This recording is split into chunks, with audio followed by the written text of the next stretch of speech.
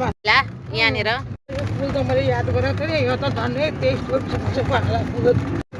तोरी फुलेको मात्रै देख्न पाइने है अहिले त भएर सबै पहेँलै डाँडा खेतहरू देखिने हो कति राम्रो बाटैभरि राम्रो साह्रै जाडो छ सिटीमा साह्रै फिरी आउँछ शिवालय मन्दिर जाडो साथी चिया साह्रै मिठो रहेछ दमादम हामी सपिङ गर्दैछौँ बजारमा यसो किनमेल हुँदैछ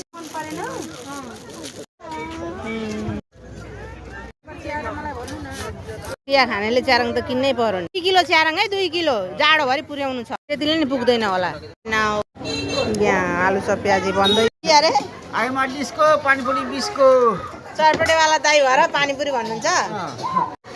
हाम्रो पुरानो चटपटेवाला दाई है सम्झिनेहरूले कमेन्ट गर्नु है हक्कालाई यस्तो भिड कि अब यहाँ लाइन बस्नु पर्ने जस्तो भइरहेछ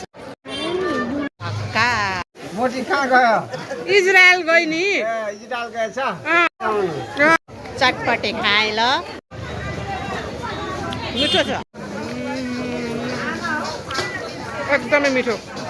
भएर छोराले मलाई खानै दिएन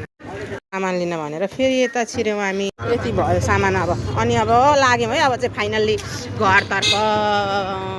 ल अब चिया नखाई अरू काम गरिँदैन अब एकदमै जाडो भएको छ फेरि पनि अब चिया पकाएर खाने हो अहिलेलाई ब्लग यहीँ टुङ्ग्याएँ अर्को ब्लगमा फेरि भेटौँला है बाई